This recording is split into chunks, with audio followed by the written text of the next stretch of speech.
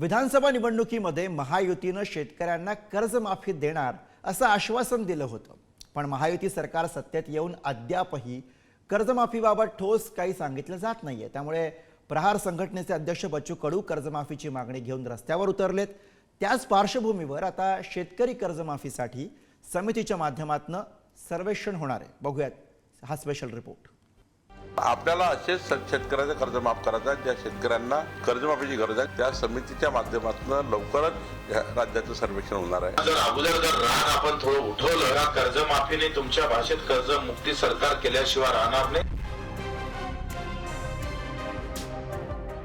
शेतकरी कर्जमाफीसाठी प्रहारचे अध्यक्ष बच्चू कडूंनी लढा पुकारलाय। त्याच पार्श्वभूमीवर प्रहार संघटनेची पुण्यात शेतकरी हक्क परिषद पार पडली। यावेळी माजी खासदार राजू शेट्टी, शेतकरी नेते अजित नवलेंसह विविध शेतकरी संघटना नेते उपस्थित होते। दरम्यान शेतकरी कर्जमाफीसाठी सर्वेक्षण होणार असल्याचं महसूल मंत्री चंद्रशेखर बावनकुळेंनी स्पष्ट केलंय। योग्य शेतकऱ्याची कर्जमाफी व्हावी। काही लोक फार्म हाऊस बांधतात, मोठे मोठे घरं बांधतात, त्याच्यावर कर्ज उचलतात, ते शेतकरी कर्जमाफीमध्ये येतात। साधारण शेतकऱ्याचं असं सर्वेक्षण झालं पाहिजे ज्या सर्वेक्षणात खऱ्या शेतकऱ्यांना कर्जमाफीची गरज आहे। आणि याच्याकरता जी समिती नेमली गेली आहे त्या समितीच्या माध्यमातून लवकरच राज्याचं सर्वेक्षण होणार आहे। तर आपल्याला असेच शेतकऱ्याचं कर्ज माफ करायचं आहे, ज्या शेतकऱ्यांना कर्जमाफीची गरज आहे। सरकार त्या बाजूनी आहे, सरकार त्यावर काम करत आहे। लवकरच तुम्हाला यावर काम झालेलं दिसतं। कारण येत्या काळात आता निवडणुका आहे, जिल्हा परिषद, नगरपालिका, आणि या काळात जर अगोदर रान आपण थोडं उठवलं तर मला नक्की आशा आहे का कर्जमाफीने तुमच्या भाषेत कर्जमुक्ती सरकार केल्याशिवाय राहणार नाही। कारण आपण जर सगळे एकत्र होऊन उभं राहिलो तर ते सहज शक्य आहे। शेतकरी कर्जमाफीसाठी जून महिन्यात बच्चू कडूंनी अन्नत्याग आंदोलन केलं होतं। उच्चस्तरीय समितीच्या अहवालानंतर शेतकरी कर्जमाफीबाबत निर्णय घेण्यात येणार असं आश्वासन सरकारनं दिलं। दरम्यान 2 ऑक्टोबरच्या आत सरकारनं कर्जमाफीची तारीख सांगावी, अन्यथा मंत्रालयात घुसणार असा इशारा कडूंनी दिलाय। त्याच पार्श्वभूमीवर राज्य सरकारनं एक समिती नेमली आहे। ही समिती शेतकऱ्यांचं सर्वेक्षण करणार असून गरजू आणि पात्र शेतकऱ्यांनाच कर्जमाफीचा लाभ दिला जाणार असल्याचं बोललं जातंय। ती समिती का केली हे आपल्याला देखील माहिती असलं पाहिजे की निकषात बसणारे आणि खरे गरजू असलेले शेतकरी त्या कर्जमाफीमध्ये बसले पाहिजे, यासाठी ती समिती आहे।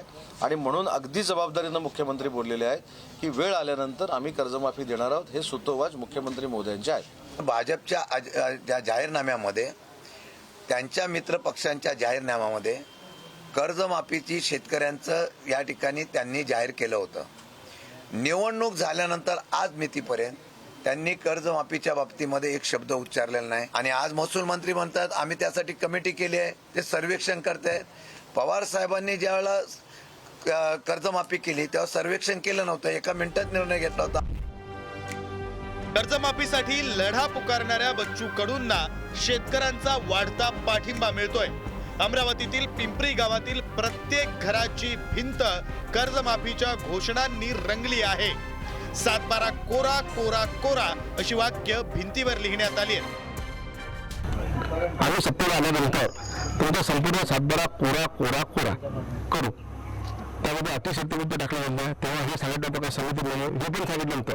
त्यामुळं शेतकऱ्यांना विधेयक वाढत गेला, म्हणून आम्ही एक नवीन कल्पना तयार केली का आपल्या गावातून आपण प्रत्येक गावाच्या घराच्या भिंतीवर 7/12 कोरा कोरा हे घोषक केलं जायचं। आणि ते सरकारने पूर्वी जे काही आश्वासन दिले होते त्या आश्वासनाप्रमाणे सरकारने शेतकऱ्यांच्या सर्व गोष्टीवर, सर्व मागण्यांवर पाणी फिरलं।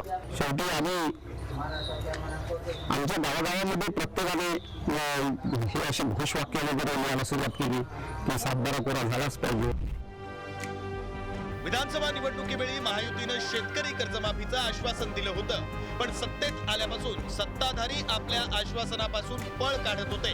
मात्र बच्चू कडूंच्या आंदोलनानंतर सरकारनं कर्जमाफीचा विषय हाती घेतलाय। त्यासाठी गरजू आणि पात्र शेतकऱ्यांनाच कर्जमाफी देण्यावर सरकारचा भर आहे। आणि त्यामुळं समितीच्या माध्यमातून राज्यातील किती शेतकऱ्यांना कर्जमाफीचा लाभ होईल याकडे लक्ष असेल। ब्युरो रिपोर्ट, पुढारी न्यूज.